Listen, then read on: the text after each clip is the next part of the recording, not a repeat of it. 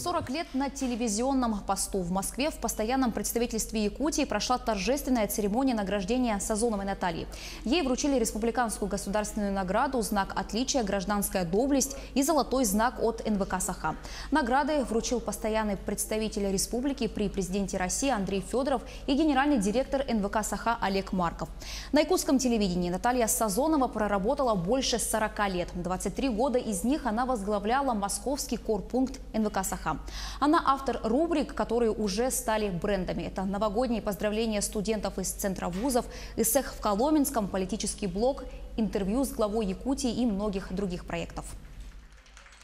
Безусловно, замечательно, что в такой республике, отдаленной от Москвы, да, появляется канал, работающий 24 часа, и руководят теперь этим каналом молодые люди, молодые телевизионщики. Это огромное счастье. Молодому поколению, которое ныне пришло на НВК, я желаю только удачи, только хороших материалов. Горите, творите, радуйте своего зрителя.